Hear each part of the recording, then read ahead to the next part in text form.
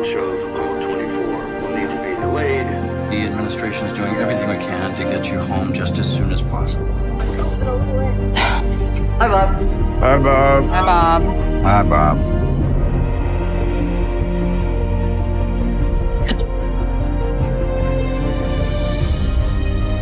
Can't figure it.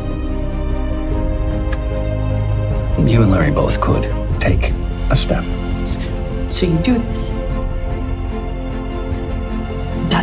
Shane is a natural leader. Danny wants to please him.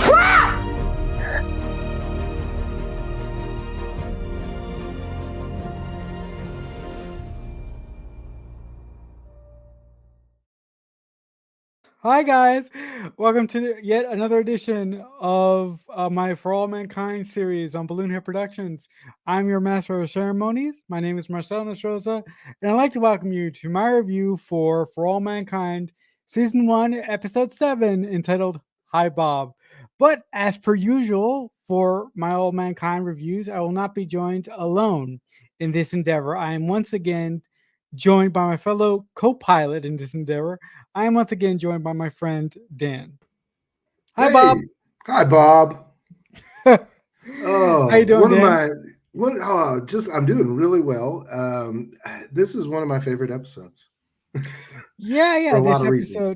This episode has so much upside to it. But why don't we get started with the summary? Oh, absolutely. So what we, as mentioned, we're talking about Season 1, Episode 7, For All Mankind, entitled Hi Bob, which comes from inside the episode. They have just a few shows that they can watch, and one of them is an episode of Bob Newhart that they watch a lot. But the premise is they're, I wouldn't say stranded, but they're stuck there. The resupply mission has been delayed due to the explosion of the rocket, and they've had to delay further launches so that they can, fix the problem and not endanger more lives. So our crew, our intrepid crew of Danny and Ed and Gordo are extended stay on the moon, and things aren't the greatest. And we go from there as we watch the tension mount, because we get a really good sense of how small Jamestown base is. But in the background, a few other things are going on. The Russians have set up a base, and we get an indication that they may be scoping our stake when it comes to the water. And then some things are happening back home where we dig into Larry and Ellen and Pam, along with Karen and the boys. So it's a lot going on in this episode. This episode is jam-packed with so much good stuff. So this episode starts with Margot, the American representative, with Margot, the head of NASA, and an engineer talking to Ed, Danny, and Gordo at through a comm link, and telling them that their scheduled pickup time is not going to work because the new company that they got to replace the rivets on the ship that they're sending up to go and get them isn't ready yet. So they're going to have to wait 2 more weeks to get picked up, to get relieved, actually, to basically come home. So Right. I really like how this episode goes into. I don't really think the NASA program I don't think the NASA program believed that long-term stay on the moon would be harmful to its astronauts.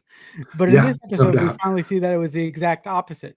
So what do you think about that opening scene with NASA telling our astronauts that are on Jamestown base that they're going to have to stay much longer than they anticipated? It's already probably mentally taxing. I don't know what the mission, the original mission time was, but I do believe, that we get up to 90 days, close to 90 days. And I can imagine that when you're locked in a box, you can go outside, but you really can't go outside. You're locked in a smaller box if you go outside. And that can cause quite a bit of distress And for someone like Gordo, that starts to wear on him. The other crew, Ed and Danny, seem to be faring a bit better, but the constant delay, and then I believe in the last episode they already went through one delay as they were informed of the tragedy and so on, and now they got to wait on the fix and the repair. So two things happened. They were waiting on the fix for the nozzle or for the the broken part, and so they got a new contractor that could fix that. And as they were prepping the rocket, they busted one of the stages, and now they have to move a stage off of Apollo 26. So again, another 2 weeks. And I think that's kind of the dark running joke, is that it'll be 2 weeks. It's kind of like how everything on the Enterprise B was coming on Tuesday. It's going to be 2 weeks. And so, the stress of that. And of course, NASA tends to plan for kind of somewhere between the best and worst case scenarios. But I believe in this case, they just kind of expected everything to be smooth sailing, and now it's not.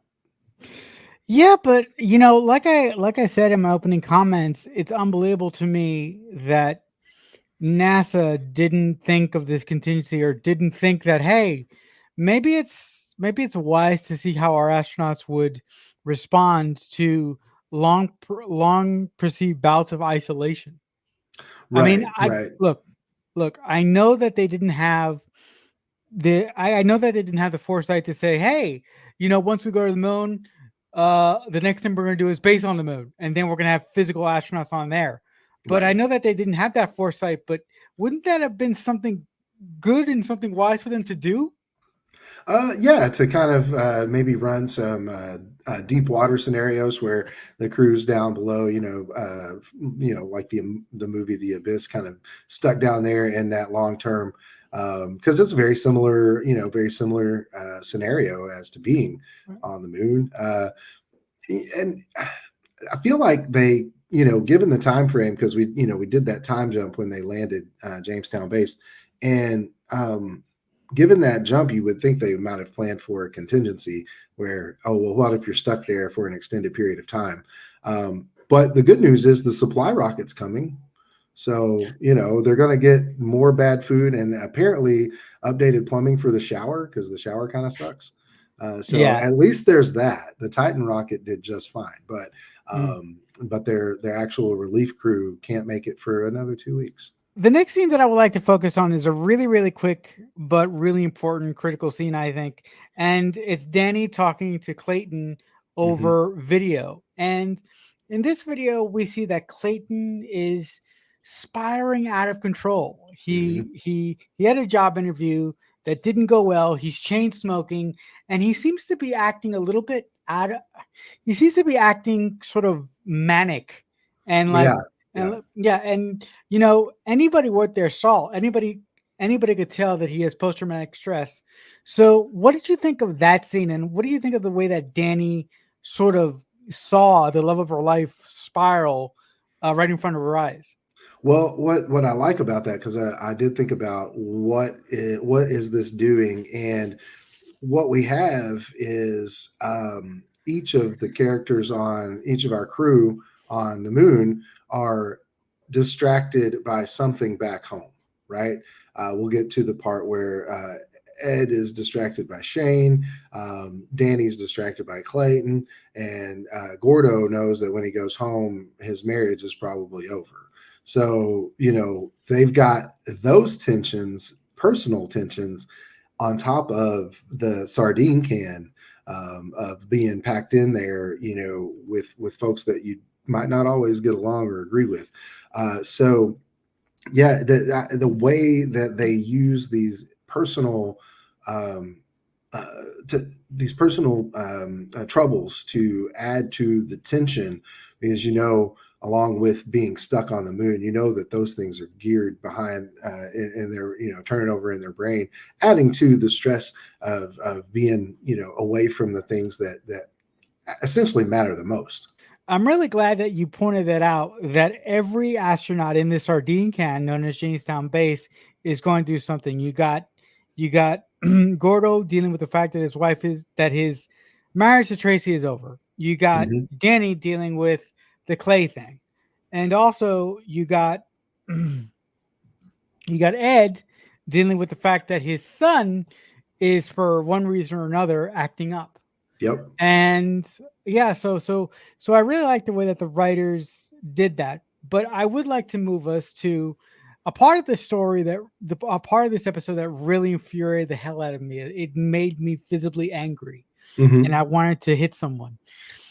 Our favorite FBI stooge Oh God. This- is interviewing Ellen, and he's asking Ellen why she chose Larry. It doesn't compute. And he runs down her entire life and Mhm. everything that she did before she got into the astronaut program. And he basically says, I don't understand it. Your family comes from money. You Yep. joined you joined your father's, airline company. You got the bug to fly. You're an engineer. You're an astronaut. Why did you pick Larry? And Ellen says, I picked him because he's a good man. And then the FBI guy says, he's a homosexual. Right. She So defends him. yeah, she defends him. But what did you think about that outrageous accusation seen by the FBI? Well, as she points out in the, he's going through her medical history. She was like, I thought that would all be confidential.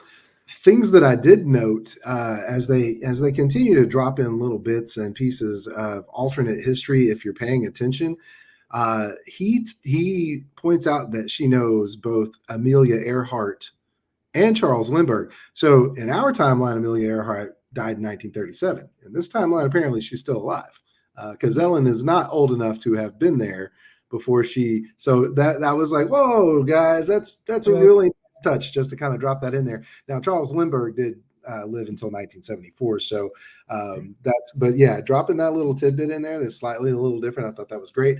But to your point, yes, very infuriating. Because as she says, leave Larry alone, essentially, and he's like, I'm not after Larry now, I'm after you, right? He's kind of onto the ruse, but he can't prove it, right? He has his suspicion that they're both covering for each other, as it were, but he doesn't believe either one of them. And as we get to the next scene, pretty much is the FBI director basically pulling a "don't ask, don't tell," which was prevalent in the military during the Clinton administration. But essentially that kind of vibe, but saying like you could solve this problem if you guys just did one thing, and so, but yeah, the way, and then we see later that leads to a visit to the outpost, which is our favorite place to go and decompress. Which then, from there, Pam kind of lays it on the line, and then Ellen goes home and sees someone across the street watching. We don't know if it's our favorite FBI, but it's definitely the FBI. And he kind of points out to her through their interview that, like, no, really, you don't want to mess with us. Yeah. Listen, when Ellen made that comment when she was being interviewed by the FBI stooge, when she made the comment, I thought my medical records were private, and the FBI guy just looks at her going, I said, well, sweetie, it's the FBI. They can do whatever the hell they want. Pretty much. Yeah. Um, And HIPAA wasn't even a thing then. So, yeah. But yeah, it is any violation of someone's privacy is frustrating and infuriating. But to see it used, in an end, as an end to do harm, not only to them but other people as a result, is just it's doubly so. The other thing that I found fascinating about Ellen's scene with the FBI guy and Ellen's scene at the outpost, which I'll just talk about in a minute, is that this episode really presents Ellen and Larry with a choice. Mm-hmm. Mm-hmm. Either you do the unthinkable thing, or you flush your entire you flush your entire life and career down the toilet Right. for the person you love. And I don't know if I agree with Ellen's choice. I don't know. I don't I don't know. I you know, It I has really consequences. We know it yeah, has it does. consequences. It does. It does. Several seasons worth. It does. But So if if I was Ellen, I would have chose Pam. yeah, and I think that comes to a cold point where where Pam is saying, if you do this, we're done. And in that moment when she said, I'm going to say I love you because I know you won't say it. And then she doesn't. Oh, cold, just just Oh, it just kills me, it man. is because uh, I root for Pam, and I root for Ellen and Pam, and Yeah. with the knowledge of having seen ahead, um, it's easy to it's easy to kind of confirm that this is um, a I won't say a bad choice, but it is definitely a hurtful choice, because we know that it damages Ellen also. Yeah, but I'm also thinking if Ellen would have made the opposite choice, which she didn't. But if Ellen would have made the opposite choice, do you think that she would have eventually ended up in the same place, or do you think that her storyline would have gone a different way? I was thinking about that just a moment ago as we were bringing this up, just kind of what would be the consequence if she chose Pam over her career. And part of that, I think, would be being disowned by her wealthy family. So that's probably, aside from, oh, maybe I could let go of my career, but if I do this to my family, it would be incredibly high profile. It would bring a lot of attention on Pam. So, there are, not that she doesn't end up in a high profile place regardless, but she's probably, because she's very pragmatic. She has not necessarily calculated herself to get to where she is, but she recalculates along the way for what she perceives to be the most benefit. So Ellen is very pragmatic, and has a heart, isn't heartless, has empathy, but Pam obviously is the romantic, is the open heart, the heart on their sleeve, um, and I get the impression that Ellen was like, "This is fine until it isn't, and I'm going to do the astronaut thing." Or had already essentially decided that if they quote unquote got caught, that she was going to do the career thing. Like that decision, I believe, had been made before it became necessary. You see what I'm saying? Interesting. So she chose Yeah, her career over love. yeah, Like I said, now in retrospect, I still don't agree with it. It still pisses me off. But in retrospect, like Dan, I know where we're going, so I can't be too mad at it. I'm mad at it at the moment for now. I would like to move us towards Jamestown base yeah. and Gordo, Danny, and Ed. So Danny is well, they're all watching an episode of the Bob Newhart show. Yep. And like we've said in previous episodes, for some reason, NASA can't send them new tapes. It's even said at one point that NASA is trying to send them up new shit, but Hmm. Hollywood, Hollywood doesn't want to send a new shit because Hollywood doesn't want to give the public the impression that they can record stuff. And that was a real thing. That is a background, and it's worth. I'll just, and so that we don't get into the weeds on it, because I could actually talk about this as well. Um, Okay. because I worked for the Arkansas PBS affiliate station, archiving videotape, and so I'm really familiar with video formats, video history, and also the problem that the Hollywood studios, and this continues to this day. But the problem they have with consumers being able to consume their content at will without they're also getting money along the way. So the thing being, if you record the show, it can skip the commercials. You're not going to see the commercials. You're not going to go consume those products, and they're not going to get paid. So recording VCR, recording to videotape was a big deal until Mr. Rogers, yes, Fred Rogers, went to Congress and made the case for allowing for it so that shows like Mr. Rogers could be recorded so that parents could watch it with their children. So when Mr. Rogers goes to Congress, apparently things can get done. And so exactly, yeah, Mr. Rogers fought for the ability for folks to be able to record from television to VHS or beta tape, so that that's why you're allowed to record. That's the reason they can't get more than they were allowed to send these few tapes, and now and you might be wanting to ask this question, so I'm just going to go ahead and answer it. I think that's a dumb move. I always think that media companies make stupid moves because they don't let folks like us run those things. I promise you, I can make you so much money, Warner Brothers. But anyway, wouldn't it be some kind of a marketing coup to be like, as seen on the moon, right? Like the astronauts watch this show. You get I don't know, man. I don't know. Yeah, you could totally use the Bob Newhart show and say before every episode, hey guys, just so you know, this episode of the Bob Newhart show that you're about to watch is being watched on the moon right now. Exactly. Oh yeah, day and date premiere. Oh man, yeah. No, see, yeah, you totally do it. And I love the part where, we see Danny, we see Gordo, and we see Ed huddled over something.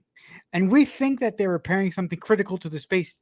We think that they're repairing something critical to Jamestown. But yet, what are they doing? They're taking out a tape that has stopped. Yep. Now, as a kid who grew up in the late 90s, I know this feeling all too well. So Danny takes out the tape and she has to re-spool it. Kids, for those of you who are watching this, who were born way after videotape, when you watch certain videos too much, the actual what do you say, the actual tape within the tape would degrade out of plastic. Yep. Yeah. So Dan, do you want to go into that, how that works? Absolutely. That was exactly what I did when I worked for the TV station. It was to understand and anticipate and work around the chance that videotape might deteriorate. So especially older tape, way back in the mid 60s, early 70s, the way they did videotape very early on, that stuff, that substrate that holds the magnetic, it deteriorates. It's glue. It goes bad. So the actual magnetized dust that is holding the information will just fall off, and you end up with a clear piece of tape. But as you were saying, over time, that rubs up against a metal surface, so it's contact friction on a media that is already prone to environmental disturbance. Humidity, heat, all of that can really foul up a tape. Who knows how it works on the frickin' moon? Because one thing I did hear is how sick, and this is real. This is how sick the astronauts always were when they came back from the moon, because of the moon dust that is so fine and sticks to everything. So they go outside, they do moon stuff, they get all the moon dust on their suits. They come inside, they try to brush it off, but they aspirate a lot of it. It makes them sick, probably some sort of similar to like black lung disease, right? And so they've got that to contend with because they're and so that can get in. Like Gordo's worried about the ants, right? If we drop the ants go everywhere, and that's going to come back up later. But Gordo's worried about the ants, but it's just as likely, the environmental dust has gotten in there and fouled this up. So I have done a modicum of VCR repair in my past, and I have a VCR that is the same model as that I owned when I had a really good one. So I'm excited about it, but I won't run a tape in it because I haven't had the chance to go in and I mean, damn thing's 30 years old. I haven't had a chance to go in and make sure the bands haven't deteriorated, that the heads are good, things like You got to that. clean it.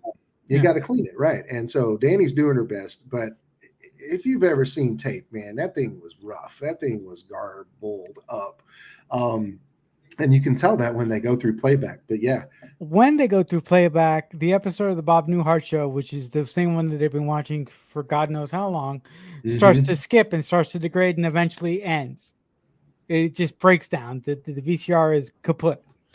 And specifically, Gordo is distressed by this. He's really upset because he's like, oh my God, what the hell are we gonna do now? right. And this is where Gordo starts to lose his fucking mind. Yep. This is the tipping point. I really, you know what? I'm probably a bad person, but I liked Gordo losing his mind. Do you know why? Because it's Do you know the why? actor does such a good job. Yes, he does a good job. Yes, that is without a doubt. The actor who plays Gordo does an excellent job at being manic and being wild and being out of control. He does a great job. But I was like, you know what?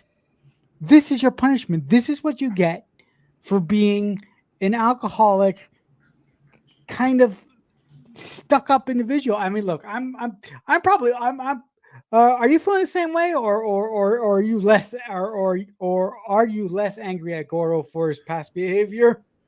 Gordo is very self-centered, and that is the root of all of his problems. He doesn't like he isn't a bad friend, but he isn't a great friend, right? And through this episode, and through his story up to now, Gordo, all of Gordo's problems come from his self-centeredness. Starting with the very first time, we see him make a mistake with was it the first episode where the lady flushes the restroom and Tracy knows that he's out and about playing the game, and so very first thing we see Gordo do is make a stupid mistake and center himself over the people he says he cares about. And that doesn't mean that he doesn't care about them. It just means that he thinks of himself more. And that doesn't mean that he isn't a caring husband, father, or friend. It just means that, and I don't think well, I won't say it's not intentional. I don't think it's necessarily conscious on his part. That's just who he is. But yeah, all of Gordo's choices lead to all of Gordo's problems. And he just makes bad choices. Real quickly, do you want to talk about the ants? Since you brought them up.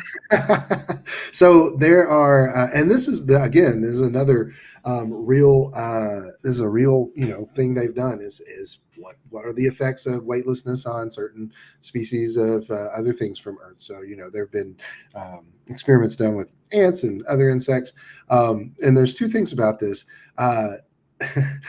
I got to believe, I've got to believe that it is an intentional call out to the episode of The Simpsons where Homer gets to be an astronaut and he spills the ants and they go everywhere.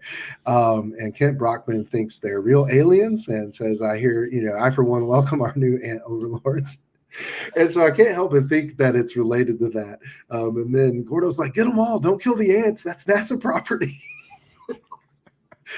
And you can't, ants are small, man. And if you've ever had trouble with ants, either outside or inside in the summer, if you live in the South, especially, they are everywhere. You can't find where they come from. You have to be very clever to stop them. And so I can't imagine losing a colony of ants on the moon in, again, an environment where, as Gordo points out, they're going to get into all the stuff and you'll never know if you got them all. The only way to be sure would probably be to pop the hatches and let the vacuum suck everything out, or blow everything out. That's how it would go. But yeah, no. And then so the ants come up later, or do they? We don't know. Yeah. But it definitely causes another problem for Gordo. It's interesting that you said that to get to get rid of all the ants, you'd have to blow all the airlocks and aerate the whole base. Do you think that's possible if they put on their suits?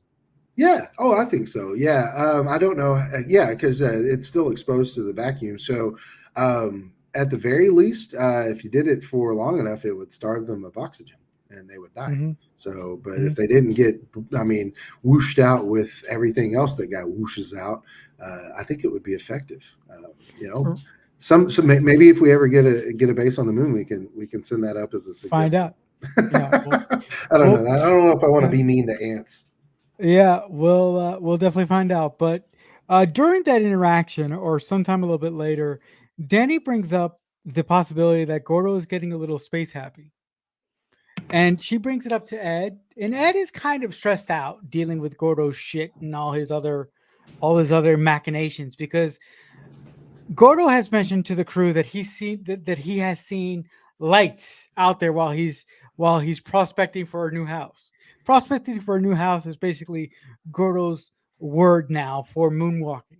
Yeah, he goes on his walks. He goes looking for apartment hunting. Yep. So yes, thank you. So what do you think of the fact that Ed wants to give Gordo all the latitude he can, and what do you think of the fact that Ed doesn't listen to Danny's advice that Gordo is going a little wackadoo? So excellent points. I what we don't get a sense from Ed and Danny is they don't necessarily. Well, I think it's Danny more so, and it comes out in a heated moment, so it's hard to say for sure. But she might not necessarily believe Gordo saw the lights. I believe they were real because we, as the audience, saw them. Right. If it were intended to be more questionable, it wouldn't have been as direct for us to see it. And we know the Russians are there.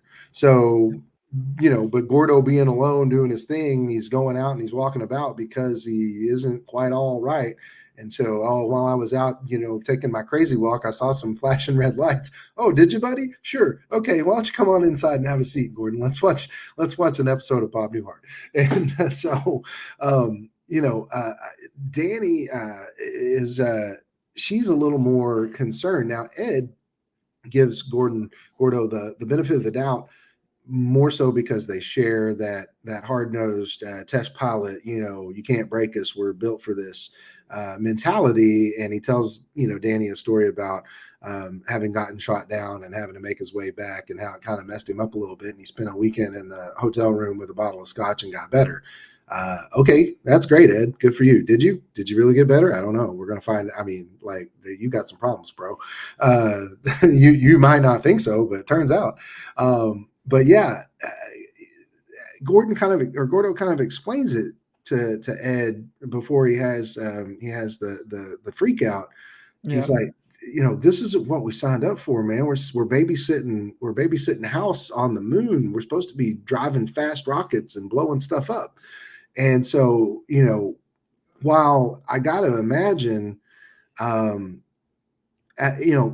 going to the moon Apollo style, like Buzz and the crew did, Neil and so on, all those Apollo astronauts in our timeline, it's a wham bam and done, right? That's exciting.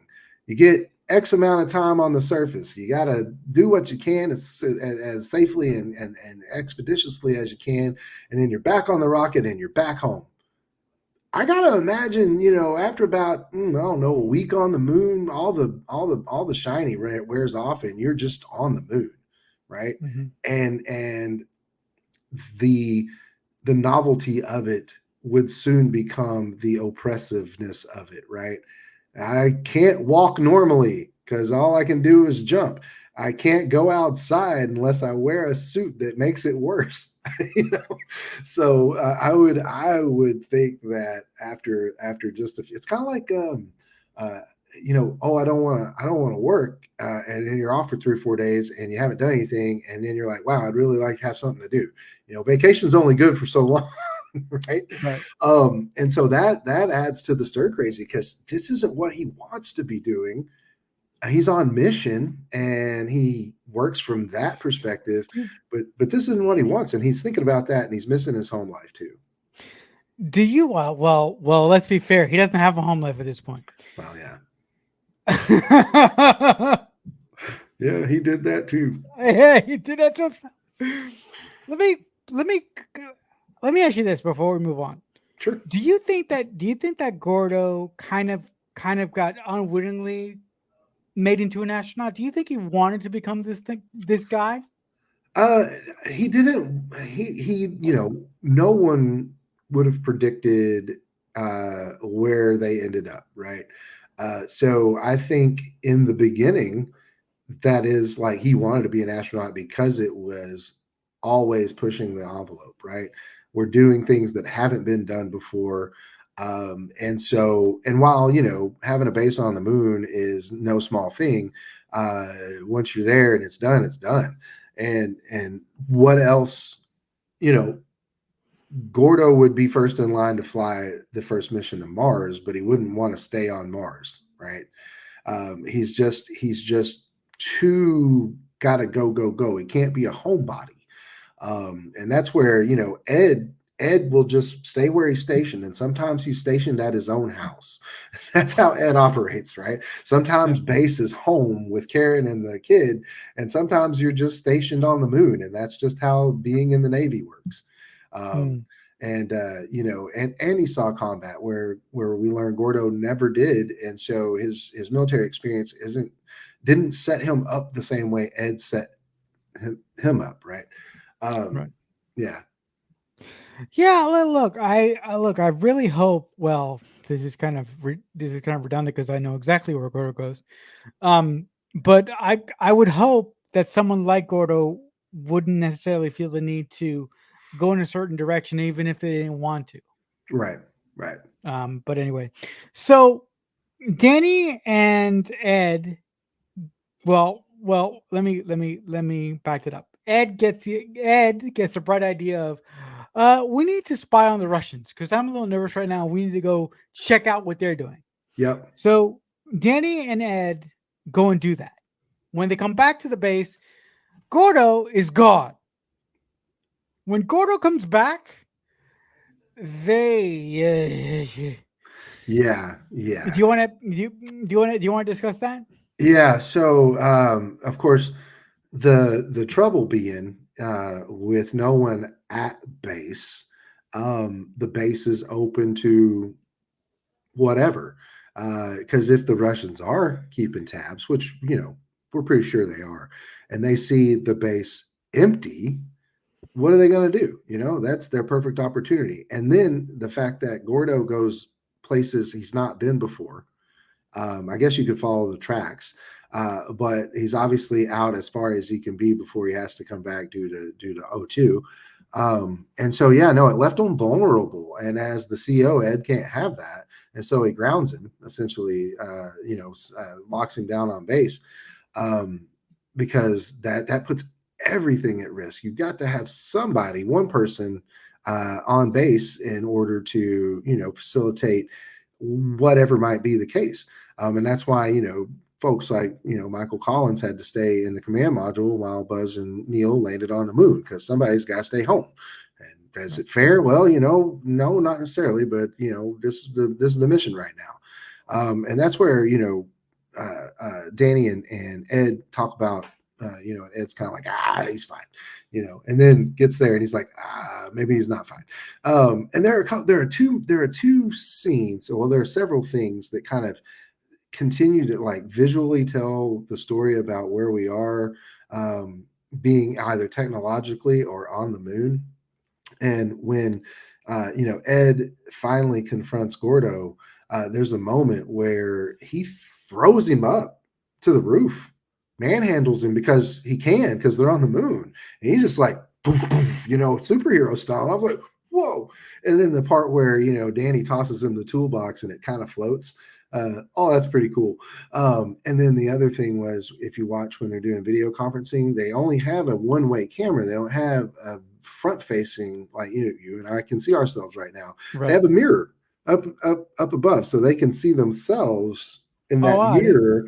I didn't notice that. Yeah, and I thought that was pretty cool. So you don't have a TV so you can see yourself, but there's a mirror there, so you don't like check your teeth and stuff. Right. I thought, well, that's a they have the technology enough to be able to video conference, but it's not quite what we have. Right. But yeah, Gordo being gone, bad. Yeah, so as a result of Gordo leaving the base unattended while Ed and Danny were doing their mission their mission trying to spy on the Russians to see what they're doing. Uh Gordo has gone off the reservation. In the Literally. middle of the night, he wakes up Ed and Mhm. Danny and he want they since they don't have the VCR anymore. These brilliant astronauts have seen the episode so much that they know it by heart, and they often act out the episode that they have. Danny plays all the women parts, and Ed and Gordo do the rest. So Gordo, in the middle of the night, for some ungodly reason, wants everybody to do an episode of the Bob Newhart show. And Mhm. this is the moment when Ed goes, "Oh fuck, Yeah. he is gone." There, Yep. there's no question about it. So that scene in particular is very, very, very disturbing Mhm. because Gordo is just out of his mind. And I love the moment when Ed comes over to him and he says, "You know what? Look at me. We're just gonna get you up and we're gonna go out for a walk." And when Ed and Gordo go for a walk, that's the scene when Gordo says, um, I was a pilot. I wasn't meant to do this. We weren't meant to be custodians on the fucking moon. We are just playing house on the goddamn moon." Yep. So then, while Gordo is saying all this, the camera keeps panning back to Ed. And with every word that Gordo says, Ed gets more and more concerned to the point where Gordo, here comes the ants again. Gordo says, "Oh my God, I feel something in my suit." And Gordo starts to have a fucking panic attack Yep. on the moon. Not a good And you time to have guys a panic know, yeah. You guys know that's not a that having a panic attack is a bad thing. But having a panic attack on the moon is absolutely something that you cannot have. attack. Right. And Gordo physically tries to take off his suit. And Ed jumps on him and says, "Look at me. You're going to be fine. You're going to be fine. You're going to be fine." So they get back to the base and they go, you know, we have to tell NASA because he can't be here anymore. He has lost his mind. He Yeah, has to he's go a threat. home He's a right now. danger. Yeah. Right. So Danny and Ed talk about the consequences of telling NASA what happened here. Right. And they come to and Ed comes to the conclusion when Danny asks Ed, "What do you think they're going to do to him?" Well, he's going to have to see a shrink. They're going to kick him out of NASA. They're going to take his wings. They're going to end his life Yeah, they're going to ground him essentially. completely. Right. They're going to ground him completely. And Danny's like, "That'll kill him." Yeah. And Ed doesn't say anything, but Ed is just like, "Uh-huh." So the next the next night, Ed and Gordo are in their bunks, sleeping essentially. And all of a sudden, we hear Danny cry out for help. Ed and Gordo open up their bunks and they see that Danny mysteriously has broken her arm. Mm-hmm. And she says that she tried to move a battery by herself. Now I'm going, wait a minute, Danny, you're too fucking smart for that. How, like, that is not something that Danny would do. So, what did you think of all that stuff that I just mentioned? Danny is constantly making sacrifices, and very much so in this episode. Um, she can't watch Gordo end up like Clayton. She sees what's happening to Clayton, and she knows that's what will happen to Gordo, and she can't let it. She can't save Clayton, but she can save Gordo, and it's incredibly brave and self-giving what she decides to do. And Ed knows it's bullshit, and Gordo does too. You know, eventually he understands that she did that for him so they could go home, because he tells her thanks. He thanks her in the Yep, in the in yep. the in In the the rocket. capsule. Yeah, the captain, Um, sorry, not the rocket. and yeah, it's just, you know, and then, you know, and it's not just Danny suffers the physical pain of it, and Ed is stuck alone on the moon for presumably 2 more weeks. But we know, and then terrible things happening back home that Right. it's not even aware of yet. So what do you say we talk about those awful things? But Oh yeah, before we need a little primer. yeah. Um Shane and Shane and Danny Danny have Stevens. been, thank you. Yeah. Shane and Danny Stevens have been getting into some ruckus. And I don't know who this guy is. Do you think this guy is a counselor or the principal of the school? I think he's the principal. Yeah, I think Okay. he's the principal. Yeah. The principal of the school calls in Karen and Tracy to discuss their mutual problem, the relationship between the two boys. And let's just say that conversation doesn't go well, and they walk out. Mm-hmm. And at one point in the episode, Karen and Shane are coming home, and we discovered that Shane, for some ungodly reason, has stolen something, a bunch of baseball cards. Yep, shoplifted some baseball cards. Yes. And as a result, Karen grounds Shane in his room. Mm-hmm. And before she grounds him, as we saw in the pre-roll done by our great by Dan here, excellent job. Yeah. Karen slaps the shit out of Karen slaps Shane in the face. Yeah. which is an awful thing for a parent to do. Because I've been slapped in the face by my parents. And It's yeah, me too. It hurts. It does. But first of all, let me ask you this. I mean, it's obvious, but why do you think Shane is acting in such a rebellious? Why do you think Shane is acting? Why do you think Shane is acting in such a manner? Basically, I don't like. It doesn't track for me. I think the subtext would be, while he might not know why he's behaving this way, it could be something to the effect of, if he acts out as bad enough, his dad has to come home. It's where I would kind of lean in on that. Also, the age, being 11, he's testing boundaries. He's seeing how far he can push Karen and get away with it with Ed gone. So there's probably a whole lot of motivation, as it were, going into it. And then where he's left is grounded, unable to go to his basketball game. Mom says no. Karen told him you're not allowed, and he perseverates and focuses on in his anger that dad says you can't let the team down, right? So so we'll go back real quick. We'll go back to the conversation. We see Shane and Ed actually, they get to talk to each other earlier in the episode. And it's, Ed is disappointed because Shane has been getting in trouble. And that's the last thing they say to each other is bye and goodbye, Shane. There's no love you, Dad. And those are the last things those two people say to each other.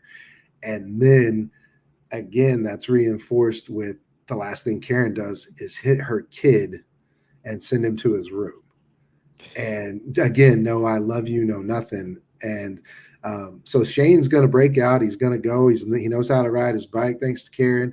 He's like, oh, I've already let Dad down. I can't let Dad down again by letting my team down. So he has calculated, or maybe not, that the consequence of going to the basketball game outweighs the consequence of letting the team down through Ed's eyes. So he can't win either way in his mind, probably. So he's going to go the way that he can have more fun by going to the game. But it doesn't go well. This episode closes on the police having come to the house. Karen pulls up, as you may have seen, to the police at her house. They inform her there's been an accident. and that's where we end. When you saw this, when you saw this episode when it first came out, what were you thinking when Karen was pulling up to her house and the police were in the driveway? I was thinking like a storyteller, and when I think in that mode, I tend to go with both extremes. They're either going to set us up for the worst outcome, or it's going to be a letdown moment that things aren't as bad as you anticipated. Both of those pay off emotionally well. But yeah, I think about it from the framing of what have I seen in stories like this before? What do I anticipate they're setting me up for? But I try also to not let that influence a lot, because they're doing their thing, and so I appreciated where they left us with this, because it is unclear. Yes. As we wrap up, we see a very, very quick scene of God help him. We see a very quick scene of Helen, Larry getting married in a courthouse. Now, correct me if I'm wrong. You need a witness to get married. Yes, even in a courthouse. And there's someone sitting in the audience, and there's someone. Yeah, no, I was looking for it too, brother. Okay. Yeah. There's someone sitting. They're wearing like a purple outfit. Yeah, in the purple dress and everything. Yeah. Okay. So I don't know if I think it can be anyone. It doesn't have to be someone you know. Right. Oh, and speaking of fashion, there was one distinction that I noticed when the ladies, when Karen and Tracy are leaving the school. Tracy's dressed out in a pantsuit, and Karen's wearing a traditional skirt and blouse. And I just took note of that because, Tracy's starting to break out on her own. She's the astronaut, she's the professional, and she's dressing like someone would in that time period in that mode. Contrasted by Karen being again reinforcing that Karen has become the mother figure, not only to her own children or child, but also to Stacy's or Tracy's children. Yeah. And Tracy's that kid. Oh, anyway. God, so much good stuff. So much good stuff. Yeah, but so much good stuff on the horizon here. But as we wrap up, guys, listen, if you like what we do here on the show, please subscribe to my beloved Balloon Head Productions. Leave us a comment, give us a like, and tell us what you liked about this episode, or tell us what you didn't like about this episode. But before we go, Dan, do you want to talk about our t-shirt? Yeah, we've got a t-shirt available, and you can click through the link tree there in the little lower third, and that will take you to the top two links. The second one there is the t-shirt store, and it's right at the top. It's a FAM for all mankind. You can give it a click there, buy a t-shirt, and then we split the proceeds amongst ourselves. And might be able to buy some popcorn at the movie. Yeah, or hey, I can I'll be able to afford some lunch somewhere down the road. Exactly. Dan, if the good folks want to reach out to you on the social medias, how can they do that? Oh, I am. I've got an account on just about everything. So Blue Sky, Instagram, X, Twitter, however you go, Facebook, etc. And you can find all of those in their social icons on the link tree right at the top. All right. And guys, if you want to catch me and my goings on social media, the best place to do that is I'm on X. I'm at QuickFanatic88. But thank you so much for joining us today for this discussion of For All Mankind, Season 1, Episode 7, entitled Hi Bob. And for my co-host, Dan, until next time, as I say often, I'll see you when I see you. Bye, Bob. Bye, Bob. So much happened here, and so much is about to.